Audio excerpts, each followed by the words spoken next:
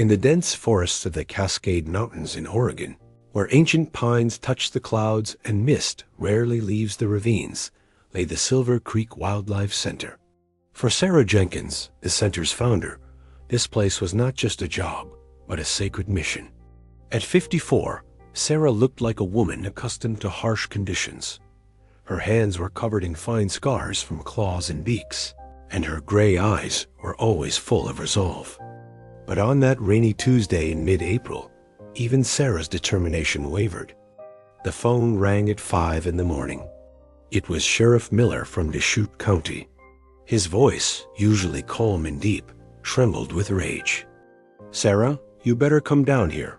Poachers. We found the mother near an old logging road. She's dead. But there's something else."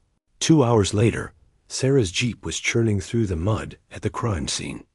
Under a sprawling cedar, in a washed-out den, rangers had found 3 mountain lion cubs. They were no more than 3 weeks old. They were dirty, dehydrated, and screaming so piercingly that the sound seemed to slice through the very air. "We called this place Trouble Gulch," a young deputy joked grimly, handing Sarah a box.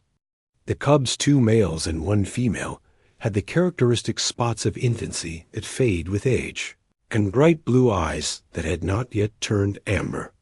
But in those eyes, one could read mortal terror. Returning to the center was the beginning of a nightmare.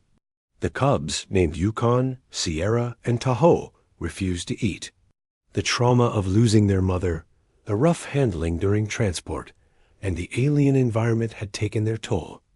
Sarah and her head assistant, 28-year-old Mark, tried everything. Bottles with simulated nipples, syringes, feeding tubes, special formulas with pheromones, mimicking a mother cougar's scent. Nothing worked. Yukon, the largest of the trio, was the most aggressive. He hissed and lunged at hands even when he had absolutely no strength left. Sierra, the female, simply lay facing the wall, whimpering quietly. Tahoe, the smallest, began to drift into lethargy. By the 3rd day, the situation was critical. "They're fading, Sarah," Mark whispered, wiping sweat from his forehead. "Glucose levels are critically low. If we don't get them to eat by evening, Tahoe's heart won't take it." Sarah sat on the floor of the quarantine room, head in her hands. She knew the protocol. Sometimes nature cannot be rewritten, but she didn't know how to give up. "We need a miracle," she said into the silence. "Or someone who can explain to them that we aren't the enemy." And then a massive, shaggy head poked through the door. It was Barnaby, a Bernese Mountain Dog, weighing 110 pounds, with a coat the color of night, rust, and snow. Barnaby wasn't an ordinary dog. He was the center's staff therapist. He had been found 2 years prior, tied to the gate of a shelter in Portland. Despite his giant size, Barnaby had the soul of a saint. He had raised orphaned raccoons, warmed injured fawns with his body, and even allowed owls to perch on his head. But mountain lions? These were predators? Even small, they smelled of wild, dangerous power. "No, Barnaby, get out," Sarah said mechanically. The dog didn't listen.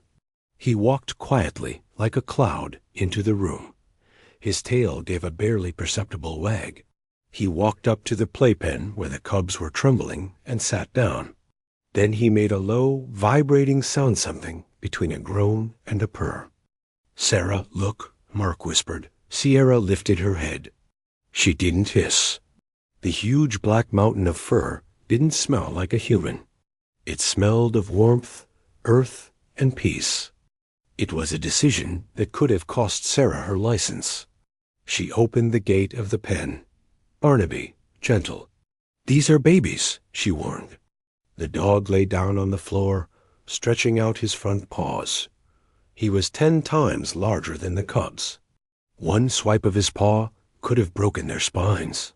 But Barnaby just lay there, slowly blinking his kind brown eyes. At first, nothing happened. Then Tahoe, the weakest, took an uncertain step. He sniffed Barnaby's wet nose. The dog licked the cub one wide, wet motion of his tongue that covered the little one's entire head. Tahoe sneezed but didn't run. He pressed himself against the thick fur of the dog's neck. Sierra followed. Yukon, who just a minute ago was ready to fight to the death, watched in amazement as his brother and sister disappeared into the giant's fur. The instinct to seek warmth overcame fear. An hour later, all three cubs were asleep, buried in Barnaby, and just when they felt safe, hunger awoke. Sarah gently slid a bottle toward Tahoe's snout while Barnaby groomed his back. This time, the cub latched on. It was a victory. The following months became legend at Silver Creek. Barnaby became everything to the Cougars: mother, father, playground, and protector. When the Cougars turned 3 months old, they transformed into balls of unstoppable energy. They staged ambushes on Barnaby, jumping on him from furniture, biting his ears and tail. Any other dog would have snapped long ago. Barnaby just endured. When the play got too rough, he simply placed his heavy paw on the troublemaker and held them down until they calmed. "It's incredible," said Dr. Evans, the veterinarian who came for checkups. "They are learning his body language, and he is learning theirs. They don't act like cats with a dog. They act like one strange family." Barnaby formed a special bond with Yukon. This male grew the fastest and had the most difficult temperament. But around Barnaby, he turned into a gentle kitten. Often one could see the scene, a huge dog lying in the sun, while the growing predator diligently licked his ears, purring like a tractor. But time passed, and nature took its course. By 6 months, the mountain lions were already the size of a medium dog. Their games were becoming dangerous. Claws and fangs were real weapons now. "They're getting too big, Sarah," Mark remarked one evening, watching Sierra try to tackle Barnaby to the ground. The dog stood his ground, but a scratch remained on his side. "We can't keep them together forever." Sarah knew this. The plan was to move the Cougars to a large, 2-acre outdoor enclosure where they could learn to climb trees and hunt, preparing for life in a sanctuary. Moving day was a tragedy. Barnaby was left in the main house, while the Cougars were moved to the forest enclosure half a mile away. The reaction was immediate and terrible. The Cougars wouldn't eat. They paced along the fence, making mournful sounds that sounded like crying. Yukon tried to chew through the thick wire, damaging his gums. But the worst was Barnaby. This calm, phlegmatic dog began to howl for the first time in his life. He sat by the door and howled in a way that broke the staff's hearts. He refused food and even his favorite treats. "He thinks he's lost his puppies," Sarah said with tears in her eyes on the second day.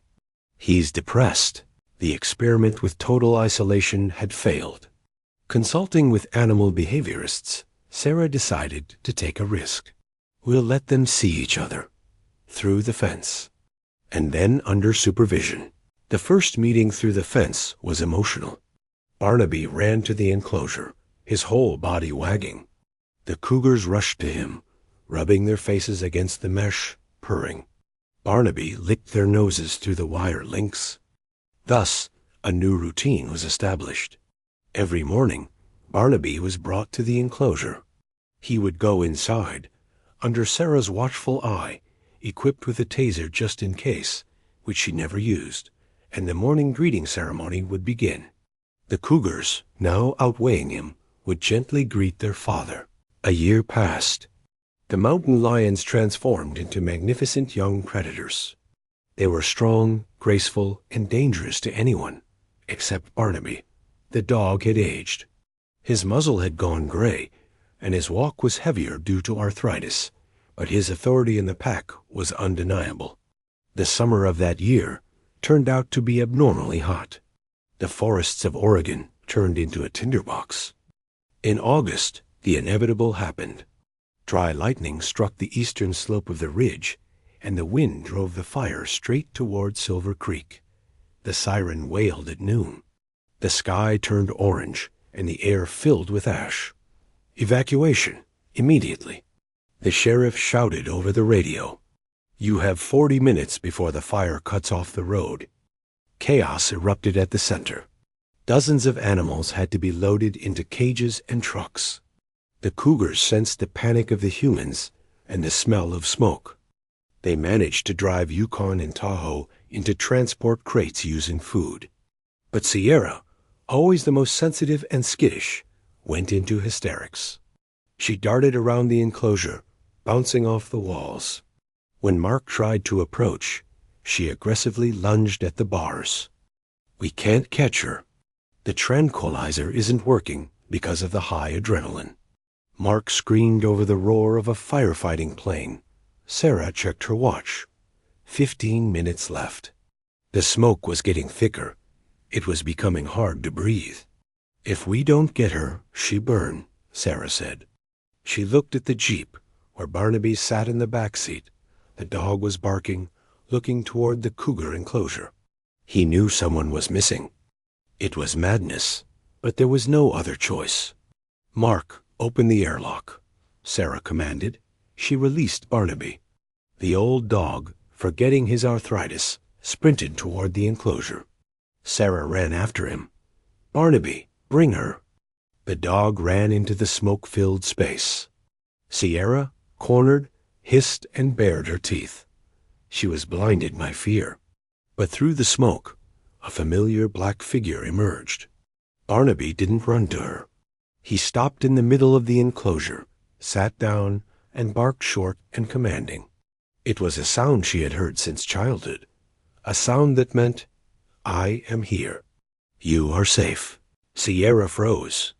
Barnaby walked slowly up to her and nudged her side with his nose, pushing her toward the exit. The wildcat, weighing 130 pounds, pressed herself against the dog's side, just as she had when she was a cub. Side by side, through the billowing smoke, they walked out to the transport lock. Only when Sierra walked into the crate following Barnaby did Sarah allow herself to cry. They drove off the center's property minutes before a wall of fire consumed the front gates. The fire destroyed Silver Creek, but all the animals were saved. The story of the dog rescuing the mountain lion spread across the news. Donations poured in from all over the country. Thanks to these funds, a year later, the cougars were moved to the Wild Hearts Sanctuary in Montana, a vast territory fenced off where they could live almost wildly. The sanctuary management, hearing the story of Barnaby, made an exception to the rules. They built a small caretaker's cabin right next to the cougar territory. Sarah, who decided to move to Montana to be near her children, settled there with Barnaby. 3 more years passed. The mountain lions became full-fledged adult masters of their territory. Barnaby, however, had become very old. He was 12 years old, a respectable age for a large dog. He was almost blind and could barely walk. Most of the time, he dozed on the porch, warming his old bones in the sun. But every day, at exactly 5 in the evening, he would lift his head and look toward the fence. And every day, without exception, 3 majestic shadows emerged from the thicket of the forest. Yukon, Sierra, and Tahoe would walk up to the very mesh. They would lie down on the grass, just a few inches from where Barnaby lay. They didn't try to break through. They were just there. One cold November evening, Barnaby didn't wake up. He passed away in his sleep, quietly and peacefully, on his favorite rug. Sarah buried him on a hill that overlooked the cougar enclosure. The next morning, she witnessed something that silenced even the sanctuary's skeptical biologists. The mountain lions didn't come to the feeding stations.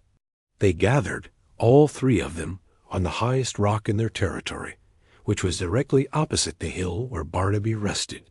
Yukon lifted his head to the gray sky and let out a long, mournful scream. It wasn't a roar of threat or a mating call. It was the sound of pure grief. Sierra and Tahoe joined him. For 3 days, they refused to play and barely ate, keeping vigil on that rock. They were saying goodbye. Today, at the entrance of the rebuilt Silver Creek Center, stands a bronze statue. It depicts a large, shaggy dog lying down, and between his paws, trustingly pressed close, sleep 3 wild cubs. Sarah Jenkins, now in her 60s, often brings young interns there. She tells them a story not about training, not about biology, and not about instincts. Textbooks say that dogs and cats are enemies, and predators see other animals only as prey, she says, stroking the bronze head of the dog. But Barnaby didn't read textbooks. He knew only one language, which is universal for all living beings. What language? A rookie sometimes asks.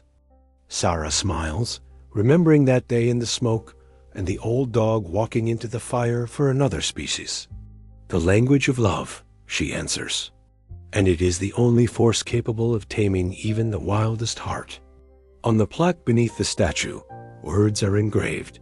Barnaby, the one who taught us that family is defined, not by blood, but by who you are willing to walk through fire for.